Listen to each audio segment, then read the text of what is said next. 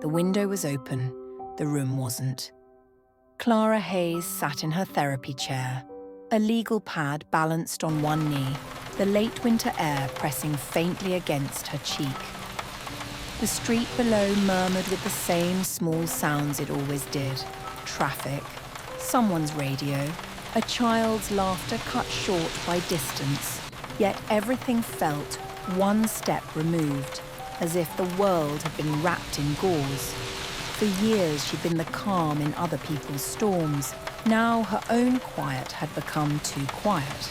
On the shelf behind her, the small brass clock ticked through the hour. She was early for her first appointment. She was always early. But lately she found herself arriving earlier still, as though by watching the empty room she might remember what it once gave her. The air smelled faintly of eucalyptus and dust. She inhaled, expecting to feel something shift inside her chest. Nothing did. Outside, fog was beginning to roll down from the hills, a pale, living thing sliding through the trees. It blurred the streetlights and made the buildings melt into each other. Beautiful, she thought, and immediately corrected herself. No, just ordinary weather. She'd trained herself to label things clinically, to keep feelings at a polite distance. It was safer that way. She leaned forward and adjusted the cushion on the patient's chair, a small ritual of control. When she sat back, her own reflection caught in the window pane, eyes a little tired, mouth neither smiling nor frowning. She realized she had not seen her reflection without analysis in years. The door buzzer startled her. She rose, steadied her breath, and pressed the intercom. "Come in," she said, voice smooth from habit. But no one came. A false ring, perhaps a passerby. She returned to her chair, heart still lifted from the brief jolt of expectation. Lately, that was how most days felt. Movement without arrival. When people spend years managing others' emotions, their nervous system often forgets what calm truly feels like. What remains is functional stillness, a numbed equilibrium mistaken for peace. The mind interprets that dullness as proof that life itself has dimmed, when in fact perception has narrowed to exclude pleasure and spontaneous feeling. You might think the world has lost its colour, but often it's your own senses standing behind frosted glass. The work begins not by changing the world, but by noticing the window. Clara's mornings had become a choreography of small control. Coffee measured, mug warmed, the same ceramic plate for toast. Her shoes lined at the door, soles turned outward like polite soldiers. Routine, she told herself, was stability, but lately it felt more like camouflage. She walked the 4 blocks to her office, her breath forming pale clouds in the cold. The town was waking, dog walkers, a baker rolling dough in the corner shop window, a bus sighing at the curb. Each fragment of life shimmered with quiet purpose. She used to notice such details. Now they passed as background noise. At the crosswalk, the signal turned green and a man beside her muttered, "Another grey one." Clara almost answered. "They can't all be sunny," but stopped. His comment clung to her. She realized she'd begun greeting each day the same way, with a subtle bracing, as if preparing for disappointment. In session, she listened well. Clients cried, analysed, connected dots. She nodded, reflected, reframed. But sometimes, mid-sentence, a faint dizziness fluttered through her, a reminder that her body existed beneath her professionalism. She ignored it. After all, empathy was supposed to be weightless. That evening, she sat in her car before driving home, hands resting on the steering wheel long after the engine stopped. The parking lot lights reflected in her windshield, halos blurring like underwater stars. She exhaled through her nose and felt her shoulders drop for the first time that day. She was tired, but not from work, from keeping herself intact.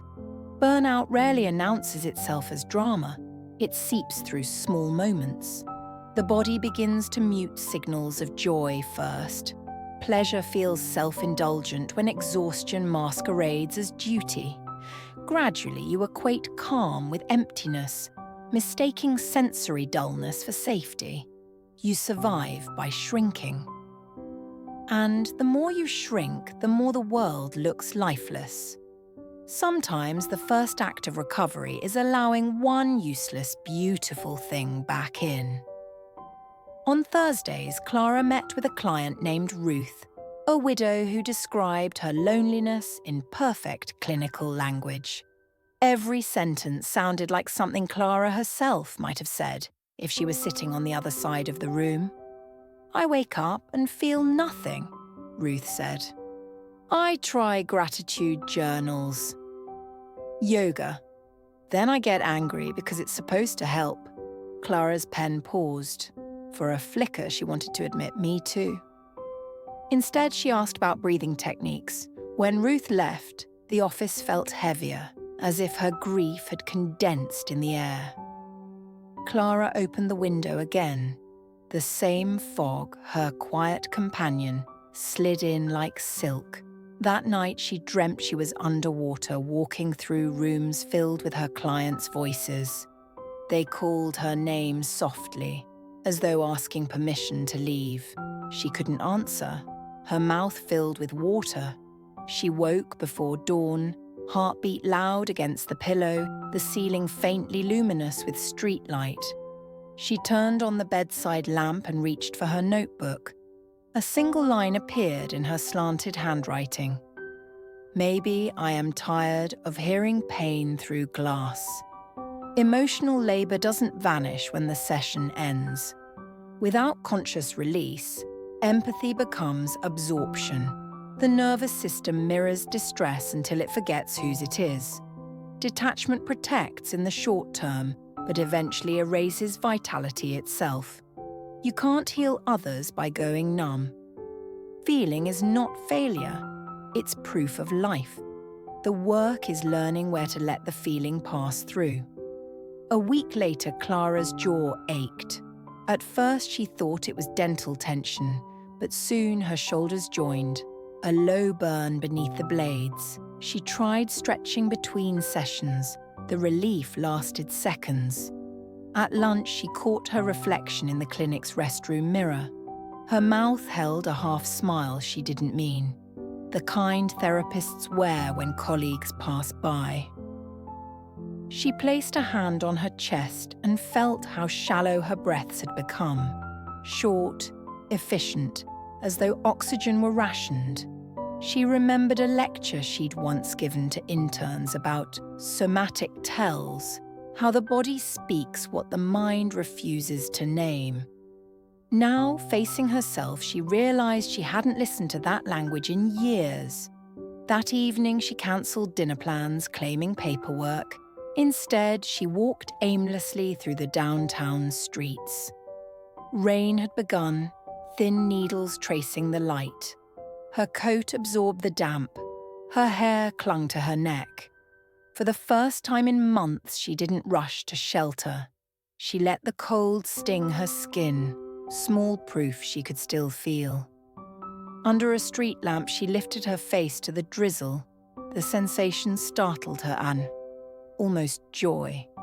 Suppressed emotion often seeks a body to inhabit. When awareness shuts down, tension becomes its language. Pain is not punishment, it's the body's attempt to re-enter conversation. You spend years trying not to feel and your body keeps knocking. Maybe discomfort isn't betrayal, maybe it's memory, as asking to be acknowledged.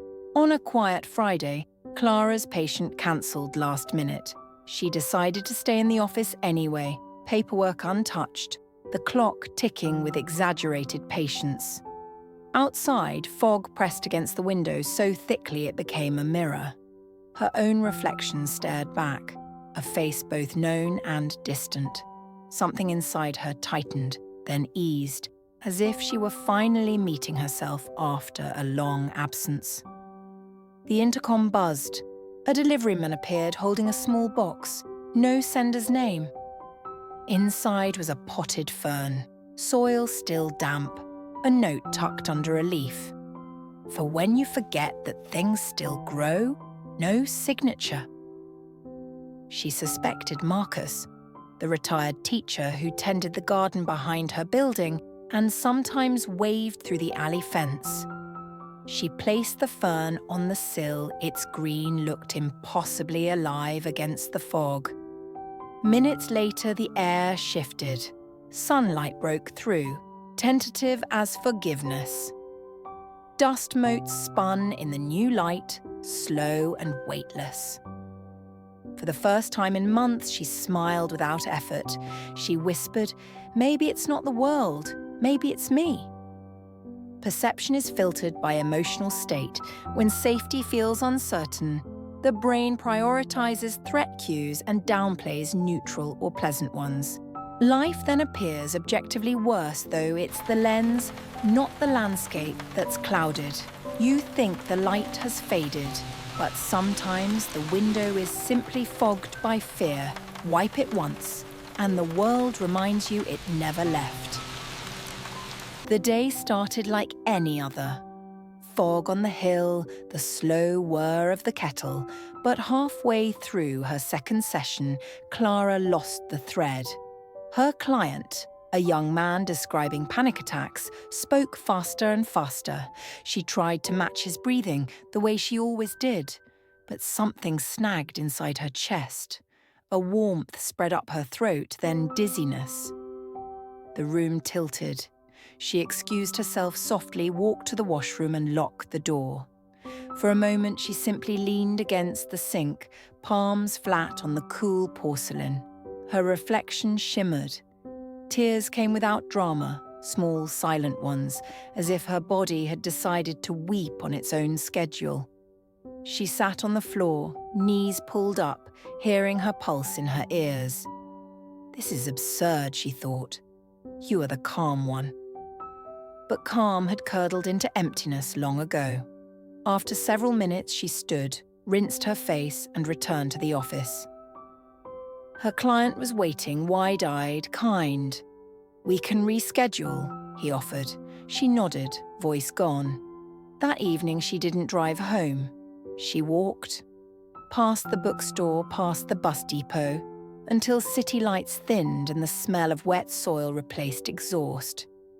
She reached the edge of the small community garden and saw Marcus crouched beside a bed of kale, hands dirty, humming something tuneless. He looked up. "Long day?" She laughed once, too sharp. "Long year." He wiped his hands and gestured at the soil. "It keeps going, though. Everything does, whether we keep up or not." His tone held no advice, only fact. She found herself kneeling beside him, fingertips pressing into the earth, cool, real. Breakdown often arrives as physical failure, not moral weakness. When the nervous system stays on alert too long, even minor stressors flood it. What feels like falling apart is the body's demand to reset. When you finally collapse, it isn't the end of strength. It's its first honest use. The body is saying, stop surviving, start listening. In the weeks that followed, Clara began taking her lunch in the garden. Marcus was nearly always there. He talked while trimming herbs about books, weather, small triumphs like a robin building a nest in the shed. He never asked about therapy or feelings. That was what made her stay. One afternoon he said, "Funny thing about soil, it looks dead till you turn it." She looked at the dark crumble between his fingers and thought of her own mind, compacted, airless. Later, back in her office, she noticed she'd started pausing between clients, not scrolling her phone, not writing notes, just breathing. The ache behind her eyes softened co-regulation, our nervous systems syncing with calm others. is older than language. Safety felt near another steady heartbeat teaches the body that rest is allowed again. Healing rarely begins in isolation. Sometimes the cure isn't in understanding more, but in being near someone who isn't afraid of silence.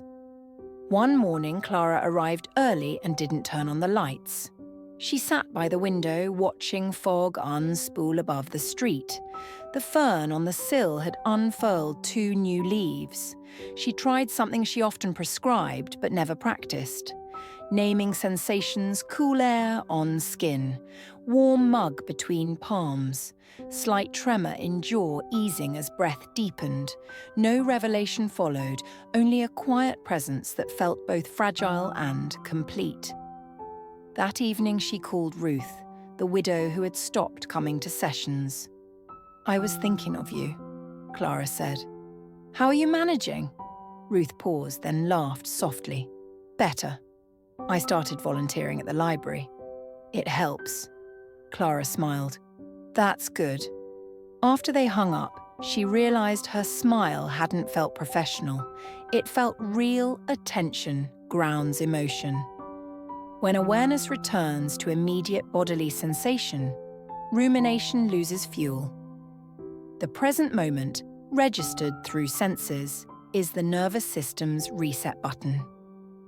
You don't need to escape thought. You need to anchor it somewhere real. Warm mug, cool air, heartbeat. Reality lives in texture. Progress is never a straight line.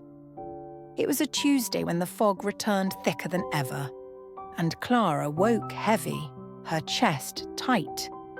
She thought she'd outrun the darkness. Instead, it waited politely for her guard to drop. She moved through sessions like a ghost, words blurred. By late afternoon, she found herself staring at her client's tears without registering sound. Something inside whispered, "You're faking everything." After work, she drove to the ocean, the one place she hadn't been in years. The sky was pewter, waves rhythmic and cold. She stood barefoot on the sand, shoes dangling from one hand, and felt the first sting of wind. For a while, she thought of walking straight in. Not from despair exactly, but from fatigue, a longing for quiet vast enough to drown thought. Then she heard laughter behind her, children chasing the tide, their mother calling after them, voice bright and ordinary. The sound snapped something loose. The world hadn't darkened. She had turned away. She sat on the damp sand until the horizon blurred into evening, then whispered, "Not tonight." When she finally rose, her feet were numb, but the air smelled of salt and beginnings. Relapse doesn't erase growth. It tests integration. The brain reactivates old pathways under stress, but returning to awareness more quickly is proof of change. Recovery is measured not by absence of pain, but by speed of return. You will revisit the darkness. Don't mistake its reappearance for failure. Notice how this time you found the exit yourself. 2 days after the ocean, Clara sat at her desk with her journal open. The page waited like a polite question. For years she'd written case notes, never confessions. Tonight she wrote, "I have mistaken other people's healing for my own." The words landed heavy, but clean. She kept writing, fragments, not sentences. "I listen but rarely receive. I understand pain but avoid feeling mine. I thought purpose would save me from loneliness." The more she wrote, the warmer her chest became, the kind of ache that means thawing. She remembered her first session as a therapist, how she'd promised herself to never need saving.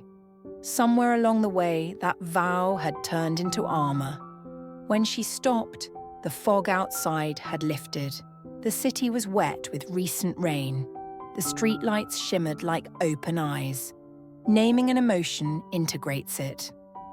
Language recruits the brain's frontal regions, calming limbic reactivity. By describing pain precisely, we create distance without denial. The mind acknowledges the body's message instead of silencing it. You can't release what you won't name. Say it gently, without judgment, and notice how air returns to the room.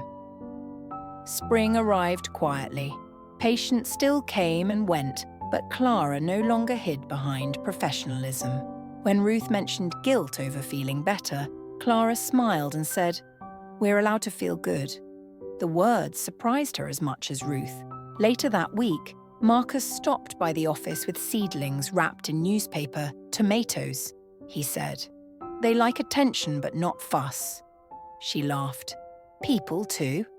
He grinned. "Depends on the gardener." That evening, she repotted the seedlings in small clay bowls and placed them near the window. The room smelled of damp earth, alive, imperfect, hopeful. She realized she didn't want perfection. She wanted participation. Sustainable change emerges when agency returns. Trauma narrows life to reaction. Healing widens it to choice. Even small decisions, tending plants, calling a friend, signal the nervous system that safety has returned. Peace isn't found, it's chosen. One ordinary act at a time. The moment you decide to engage, the world answers. By early summer, Clara's office looked subtly different. Curtains open, fern thriving. A framed photograph of the ocean, taken the day she almost walked into it, hung behind her desk, horizon bright. She had begun walking to work instead of driving. The rhythm of footsteps steadied her thoughts. One morning she passed a cafe and, without planning, went in. She ordered a croissant, sat near the window and watched people hurry past. It felt decadent to linger with no purpose. A man at the next table was laughing too loudly. Steam curled from mugs. Sunlight hit the glassware in flashes. For a second, the entire room shimmered, and she felt a wave of gratitude so physical it startled her. Not for anything specific, just for existing among others. Later that day, a new client entered, eyes guarded. "I don't even know where to start," she said. Clara smiled softly. "Right here is good." And she meant it. New neural pathways form through repeated safe experiences, not insight alone. Each time we act differently, linger, connect, breathe, the body learns that life is survivable and sometimes even kind. Understanding changes nothing until you let the body practice safety, walk, taste, reach out. That's how new truths learn to stay. The final scene opened like the first. The window was open. But this time the room was too. It was early, pale gold light stretching across the floor. The fern cast small shadows on the wall. The faint hum of the city carried upward like distant conversation. Clara unlocked the office door and let the morning air drift through. She poured coffee, inhaled its warmth, and sat quietly. For once, she felt no need to prepare for anyone. Her breath came deep and steady. Somewhere outside, church bells marked the hour. She thought of all the stories she'd held, the griefs, the stuttered hopes, and realized none of them had truly belonged to her. But they had shaped her, teaching that empathy was not infinite energy. It was shared humanity. Marcus's garden would be bright with tomatoes by now. She planned to stop by after work. For the first time in years, the day ahead felt wide. She whispered, "Thank you." Not to anyone, but to life itself. Imperfect, continuous, real. The fog had not disappeared forever, but the window stayed open. Healing doesn't erase pain. It restores proportion. The mind still registers sorrow, but alongside it, the capacity for joy returns. Life was never worse than it was. It was simply waiting to be seen in full light. Look again. The same world that once felt dim is still here. Breathing beside you, all that changed is the way you finally saw it.